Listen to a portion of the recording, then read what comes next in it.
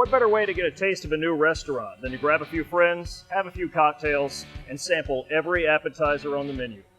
My name is Will LeBlanc, and I'm here at Eliza in Baton Rouge, Louisiana. Welcome to the wheel.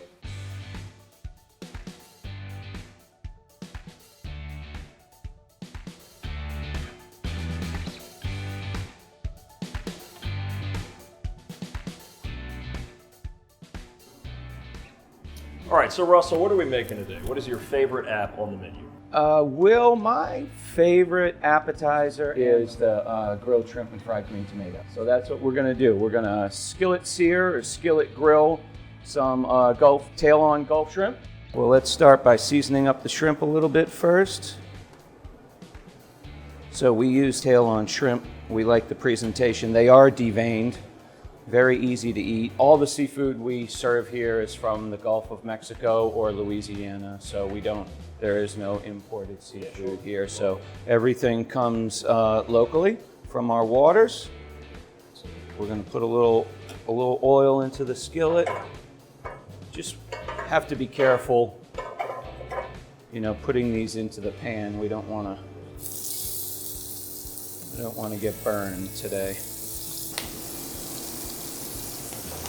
All right, so we're gonna let those guys sizzle up for a couple of minutes and we'll go over and start with the green tomatoes. Okay, so we've got our green tomatoes. These are actually pretty large green tomatoes.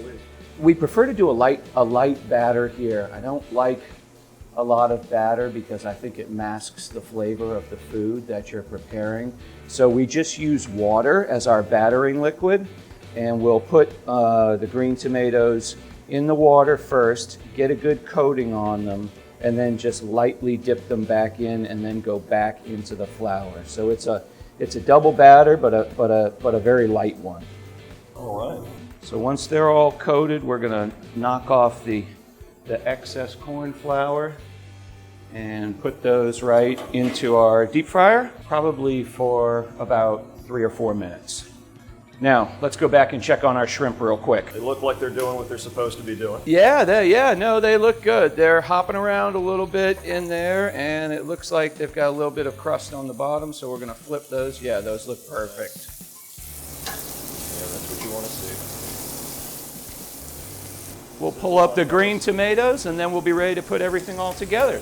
Okay, I see now that these are floating, so they're just about done. Don't want to over fry them, but of course we want to get a nice crust on the outside of them. You can kind of hear that most of the water is fried out of them and they're floating, so we're going to go ahead and pull those up. All right. And I've got a plate lined with paper towels just to drain off some of the grease. We do fry in 100% canola oil, so it's a little bit healthier way to fry. Sure. And we keep the fryers at 350, so we try to have the food absorb as little grease as possible. So a little bit of a healthier way to eat fried food. Okay. I admire the philosophy. Okay, so it looks like the shrimp are now ready. You can see that they've basically been cooked all the way through. And so we're going to take those off. They've still got a nice crust of seasoning on them.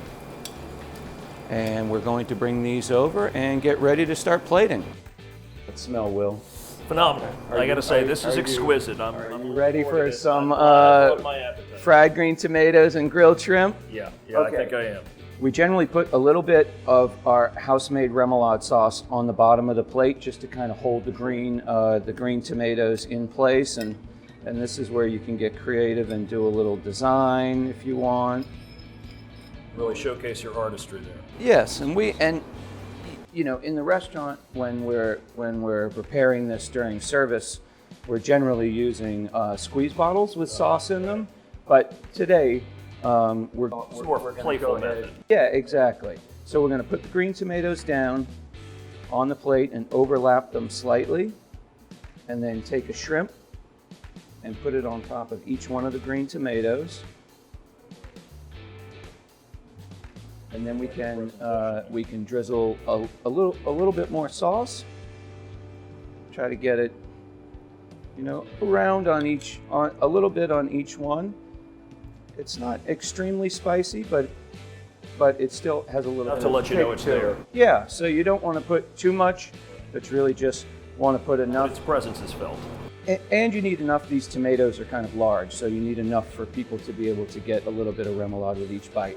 You might not do that at home, but these are some kale and some kohlrabi greens, and we kind of put those right in the center just to give a little bit of color to the plate, but to also to add a little texture and a little flavor. And then that's it. That's our fried green tomato with seared shrimp, house-made remoulade, and local microgreens. Well, you know what? Can we go ahead and try this now? Yeah, let's go ahead and do that. Perfect. Boy, it smells and looks so good. I'm gonna get you, well, maybe. And there, I'm gonna let you have at it and get some of that remoulade sauce on there.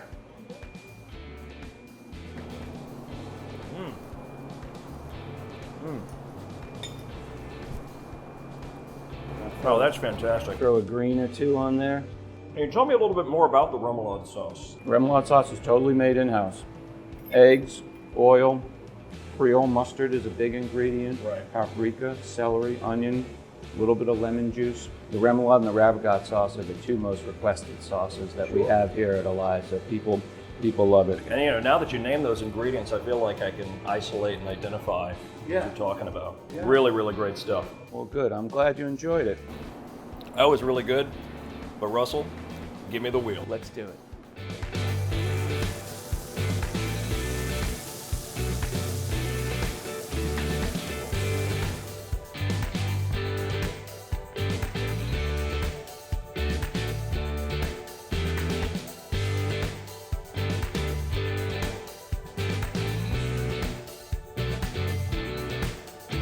Okay, can I sit down and join you? Yeah. Well, let's go ahead and meet today's panel. I think the folks at home already know Russell, but Sally, I think you have some connection to the restaurant as well. I do. Sally Davis, better half of this one. I don't think he'll argue with that. No. And your friend Claire? I'm Claire, yes, thank you. Yeah.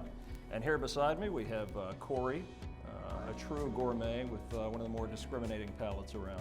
This is what I tell people. Yeah. And then here we have Mr. AJ, a man who needs no introduction, but for the sake of the broadcast, we'll get one anyway. Thank you very much.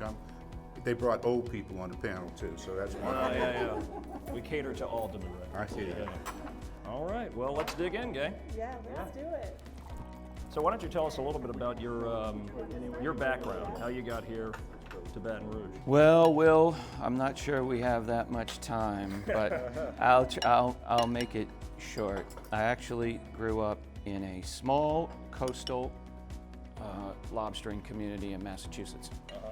And I moved to Louisiana right after I went to college. And I needed to get a job in New Orleans, so I landed at Commander's Palace. And I started there as a food runner and kind of worked my way around the restaurant. I spent some time in the kitchen. I spent a lot of time in the front of the house. And I just really got a culinary education at Commander's. I was there for 9 years. Who is chef then? Chef was originally Emeril Lagasse, and then Jamie Shannon, and then Jamie passed on, and it was Tori McPhail after that. He's still there. And Tori is still there, yeah. And correct me if I'm wrong, but you guys opened this place in the fall of 16? Is that accurate? We did, yeah, November of 16. It goes fast. So after Commander's, I went down. I worked with Ralph Brennan for a little while in the French Quarter at Bacco, which is no longer now, but that was his Italian concept on Charter Street, which AJ might remember. Very well. A couple of visits that he had down to Bacco. Some might be a little bit fuzzier than others. But that was great. We were doing excellent Italian food there. And then Redfish Grill. Ralph asked me to move to California, and I moved to Anaheim. Moved to Huntington Beach, and we opened Ralph Brennan's Jazz Kitchen in downtown Disney. Yeah, it's like that shopping and entertainment district that's adjacent to the front gate at Disneyland. So I went out there and helped him open that for 2 years, and then moved back to New Orleans and opened up a restaurant named Saltwater Grill with my friend William McIntyre in New Orleans. In which neighborhood? Carrollton. Oh, okay. River Bend, kind of right where the streetcar turns. Sure. After Katrina and then the BP oil spill, we decided, that it was difficult owning a small seafood restaurant. Right. After people were watching all that oil gush into the Gulf for so long. It's a tough sell. So I got an opportunity, and we moved back to the Northeast, and we were there for 4 years. 5 years. Sally knows. It flew by from one of them, obviously. I worked at. Yeah, sure. Yeah, it was 4 years, 11 months, 17 days, something like that. We had a couple of really tough winters where there were like snowstorms every Tuesday for 6 weeks straight. I don't know what it was about Tuesdays. Blizzards. It did the Southern girl in. Yeah, we got a little wary of the snow, so geographic bias. we decided to head back to the south, but we wanted to be closer to Sally's family. We moved back to Baton Rouge, and we love it, actually. It was really, not only are we close to family, but this is just a great culinary scene as well, and an awesome place to raise a family. Put a lot of love into this, and then of course named after our daughter. It's personal. Oh, that's right, sure. It's a family affair for sure. And then Jed's local, or Po' Boy place, is named after your son, right? After our youngest son, that's right. So it, we're very hands-on. Yeah, that's a neat tradition. Yeah, and of course we have 2 more kids. So I was gonna say, what's next? someone was I don't know. I think, youngest son, someone was yeah, I right think I'm hereditarily bound to open two more places. Yes.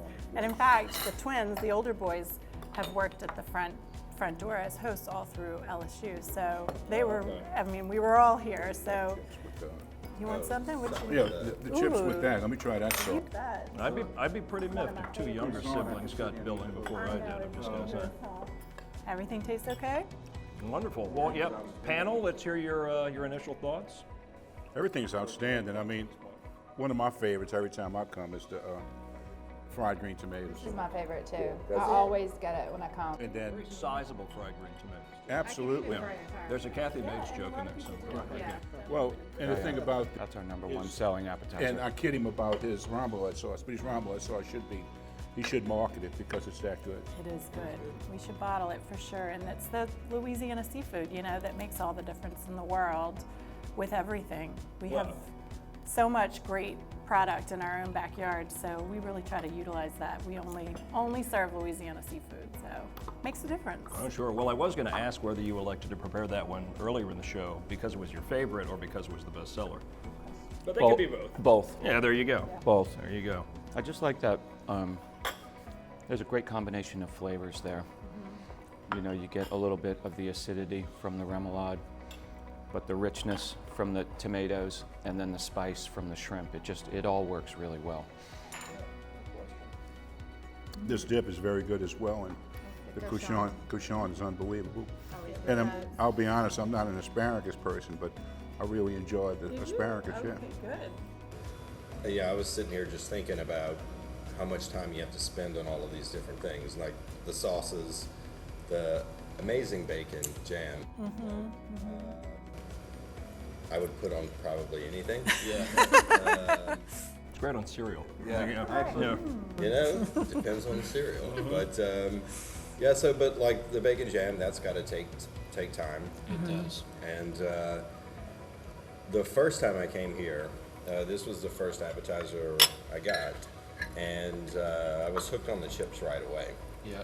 And because they're so good, they're crispy and they're thicker, crispy, and but to me that's another thing that when we do like a family dinner on Sundays and someone says, "Oh, can we do homemade French fries or something like it?" You know how much work that is. Right. And so to me, it seems like there's so many different things that you have to keep up with, and they don't work together sometimes in terms of like someone's got to be dealing with the fryer all the time and someone's watching the other stuff. So I was curious was there something you wanted to do and cut from your appetizer list, because you said it's just it's too much. There's not that there's too much on the list, that it's too much to do in a kitchen. Right. Too much prep. There's a lot of things. Yeah. So his answer is too many to list. We don't have a salamander broiler in the kitchen, and I always wanted to kind of do an oyster bienville. Oh, yeah. You know, with the shrimp and the ham and the green onions and the breading, and then you just roast it and the oyster in the shell, and you roast it real quickly under the broiler, and then you serve that. But we just can't do that. We're small, and we have a very small walk-in, and so we turn the kitchen over every day or every other day, and I don't have a receiver. I don't have any prep cooks. So the cooks check the product in from the back door, they stock it on the shelves, they pull it out, they prep it, they portion it, they put it up on their line, and then they execute and they put the dish out. So they care for the product from the time that it comes from the back door all the way till the time that it gets to the guest. And I think that creates a deeper appreciation for the food, and they have more pride in what they do. But it's pretty hard. Yeah. Like, we'll be on a Friday night and the people will start coming in at 5, and we're still back there with 4 or 5 things that need to be done for service. And we're like scrambling around, but you know, in order to do this type of food, that's what it takes. When you want to do everything from scratch and you want to do all home cooking, it requires a lot. But I think they like it. In the end, it's a deeper sense of satisfaction for me. I don't know, I mean, for most of us who obviously aren't restaurateurs, what is, one aspect of preparing these dishes, making food like this, that you think probably goes overlooked, that you think is much more challenging than people realize? Or when people say, I could make that, but actually, no, you couldn't, because you don't realize how you really have to pay special attention to this. For me, the most important thing is to get the soup of the day and the French fries right, because those are my base products. Sure. And if the base is good, then chances are, like, I want to have we have a great Cave de Lune, a French Chardonnay as our house Chardonnay. If the base products are executed well, that's why when I see somebody maybe fry French fries a little too early before the rest of the food is ready, and then they might just try to sell to us, so wait a second. Those have to be perfect, because those are our most common base products, and we're going to be judged based upon that denominator. So if we can do that well, from there it goes up. And then after that, it's attention to detail and timing. You have a lot of tickets come in, you have a small kitchen with only 2 or 3 cooks, and you have multiple items that you have to try to coordinate and put them up in that window all at the same time, so that everybody gets their food as it should be, and that is extremely difficult. Well, like you said, I mean, what it does is indicate or signify to the customer that, my God, if they're putting this much care into something so basic, something that if anything were to be neglected, it would probably be that. I can only imagine how exquisite their top-end items are. Right. And that's the whole, if our red beans and rice aren't the best, then the steak frite, the steak frite probably won't be that good. Right. We have kind of a balance of Creole and a little bit of Cajun. We're kind of trying to find that balance. We tilt a little bit more towards Creole, but we do have some Cajun dishes, and that smothered chicken that we make, I hear it with onion gravy. I mean, I hear people come in and all the time, that and the red beans, and they say, this just reminds me of my childhood, because this is what my mom used to make when we were growing up, or this is what we used to eat at Sunday meals. And so it's very important to have those baseline products. I've told several people that the red beans here is the best in the city, which is, for one thing, it's not a dish that's easy to find. There are a few places, but I tell people this is the best one. And it's just a little side you have to order. You don't have to commit. Yeah, you don't have to get the whole thing. Well, people are skeptical. It's like red beans and rice, because they grew up, like elementary school cafeterias around here. It wasn't very good. Well, and it was traditionally a Monday meal, so the kids are already in bad mood anyway. So I think that's unfortunate for red beans and rice that it got associated. We have Eliza red beans every Monday night at our house. Well, that's just a long-standing geographic tradition. That was wash day. Right, wash. The ladies can put the beans on and do what they wanted to do, and then it would be cooking while you're taking care of the wash. Well, that's why we were so excited about the gumbo yaya being voted, in USA Today, the third in Louisiana, is because, like Sally and I talk about, we've opened up this restaurant and are cooking the foods that people have been cooking in their homes for years and years and years. So we've kind of gone into a pretty tough place. Because people in Louisiana know good food, you grew up with good food. Sang that a little bit louder, that the gumbo yaya was ranked by USA Today the third best. For such a tiny little restaurant, it's amazing. It was a huge honor. And and that's the thing.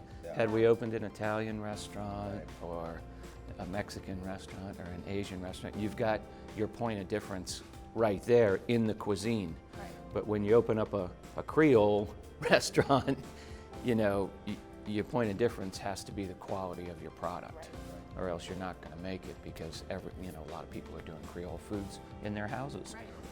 But like you said, I think a lot of people that you recommend the red beans and rice to might just think, I'm sure they mail it in, and it's not going to be all that great. Right.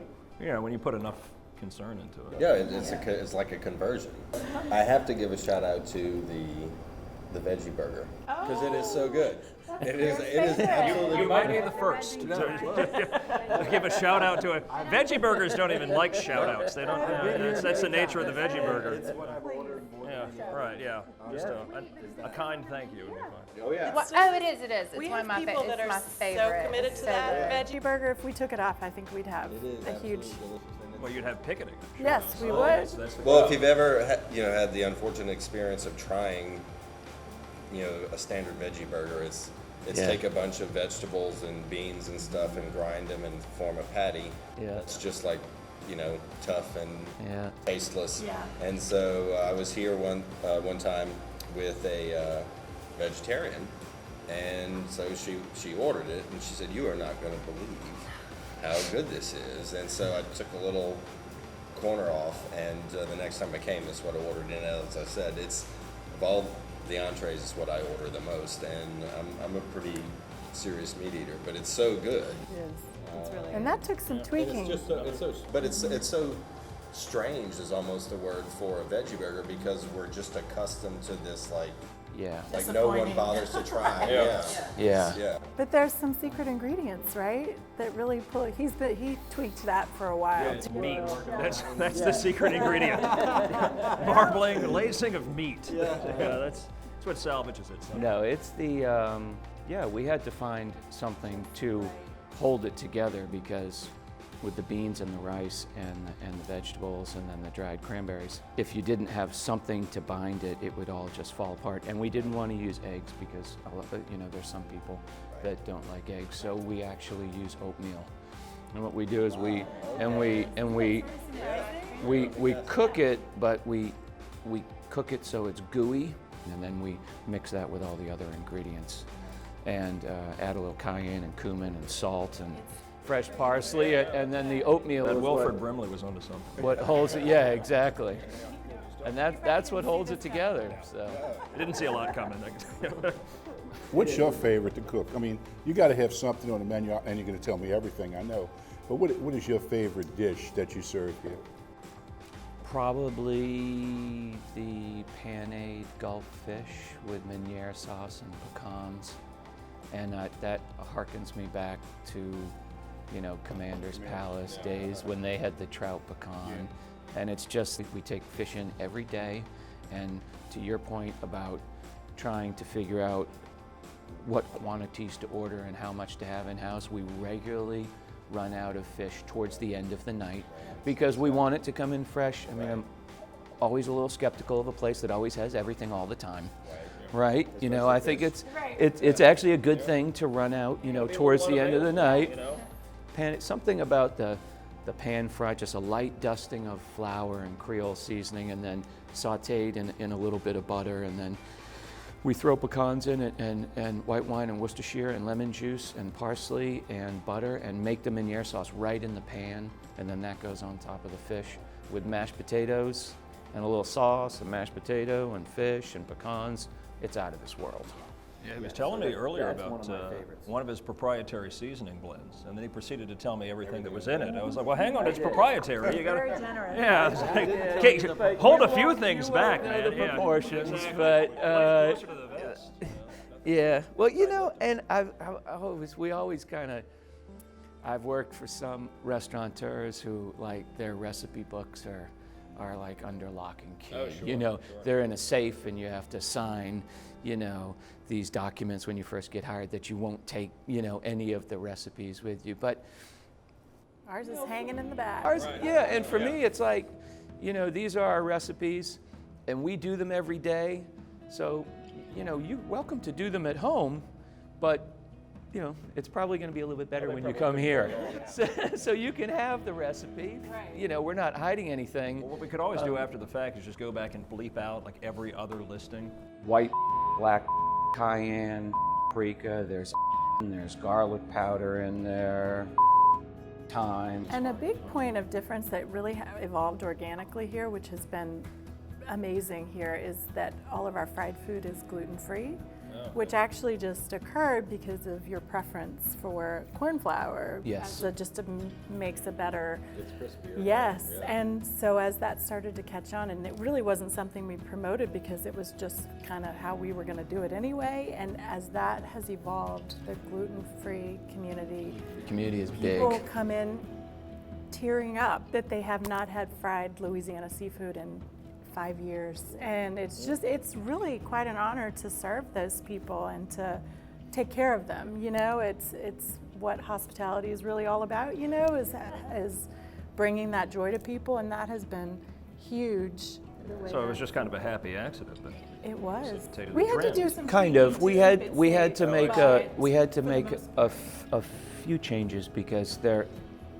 You know, what we've learned in the process, you know, is that the gluten doesn't denature until about 550 degrees, and we keep our fryers on 350. So any type of flour product that we put into the fryer would cross-contaminate, and then people with celiac disease would not be able to have it. So, and I'll reveal another little secret.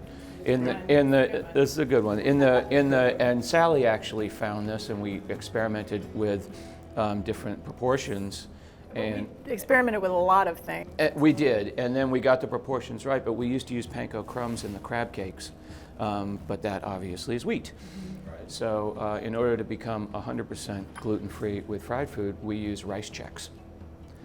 And so we grind up rice checks, and we use those as as a substitute to the bread, but they taste awesome. Which doesn't bring any different flavor than panko. The flavor is good, and so You get the same texture. Yeah, you get the same. revealed here for the first time. I know. that's it. Yeah, exactly. So we're using rice checks in the crab cakes. Extra steps, you know, to make sure people were safe, because as it was growing, it was like, okay, we have to take care of these people, you know, make sure. And you have to develop a proprietary heartburn blend. Right, right. That kind of brings me to another question. How often are you adjusting, modifying your menu? I mean, is it something that you see evolving? Are you adding things, replacing? Seasonally. Okay. You know, probably 3 or 4 times a year, and we do a product mix, a menu score, it's called in the business, where you see what's selling and what's not selling, and we tell the chefs come up with ideas.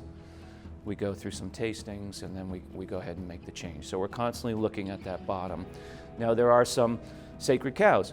Veggie burger's one. I just have to clarify. You can't call a veggie burger a sacred cow, for obvious reasons. Well, that's true. That is kind of an oxymoron. But that is, you know, the vegetarians very passionate about it. But is it one of our great sellers? No. But is it ever going to come off? Probably not. And you have to have something, because one of my best friends is a vegetarian. That's right. And so now her husband isn't, but she is. And so there are quite a few restaurants we just don't, if we're going out to dinner, we don't bother, right? Yeah. Right. And so, but you know, you've got to have something Right. for them, and when it's actually really, really good. Well, other than a salad, I'm sure, you know, I'm not a vegetarian, but I know, I mean, you have to get tired of eating salads for every single meal. So you gotta mix it up a little bit. And so we'll always keep the veggie burger, but yeah, that's seasonal menu change, and then we look for the bottom, the low performers. It was the Henry Ford approach. Look to change the Bottom 20%. Well, thankfully we don't have to do that, but we just take the items off. Fire in a veggie burger, believe it or not. Right. All right, well, it was a great discussion, everybody. I think we covered a lot of bases. I appreciated hearing from you and just a little bit more about your story, and certainly appreciate the hospitality. But why don't we go around now and just talk about, what we like the most? Russell, obviously yours was the fried green tomatoes, which we had earlier. So, Corey, you want to start us off? Yeah, I'll start. Mine's the fried oysters. I love fried oysters. They're a pain to do yourself. And a lot of places you go, they're soggy and not crispy, and you've wasted oysters and your money. And so the horseradish sauce is delicious. It's a crispy oyster, and as I did mention, that bacon jam is, if you could jar that. Yeah. And sell it at the door, I'd leave with one probably every time. So, Mr. AJ, you want to take us from here? I like the oysters as well. Corey took my thunder. And the fried green tomatoes are one of my favorites. And I have too many favorites. That's the problem. Yeah. Catfish is outstanding. I had tried asparagus, and that's not, trust me, that's not on my menu of anything, but that was very good. It's not a vegan. Everything is outstanding, and anytime I've ever come here, I've never left disappointed in the food. And I say that, but if I had to pick out my favorite app of all, it would be the fried green tomatoes. That to me is outstanding. I know that's your That would be my favorite too. I get it here at Jed's. Sometimes you get. But I do love the cochon chips. Yeah, those are sort of a. Those are really good. Yeah. When I take people to have lunch with or dinner here that have never been, if we have writers or someone in town, I always get the spinach and crawfish dip, because to your point, the chips are delicious. They are. No one turns away a good chip. And the Louisiana crawfish, and it's just a delicious people pleaser. Everyone likes it, and inevitably it's empty when the server takes it away, so I know everybody enjoys it. But I'm pretty excited about these too, the tuna wraps. I didn't remember seeing them. Yeah, and it's just so fresh, that tuna, and the combination of flavors. It's a good one. So I'm excited about that. Well, I just want to thank everybody for participating today, though I think you were, I was about to say. So, certainly appreciated your involvement here, and hope you had a good time. Yeah, absolutely. Thank you so much for your time. Thanks for joining us on this first episode of The Wheel. Join us next week at Soji. We'll see you then.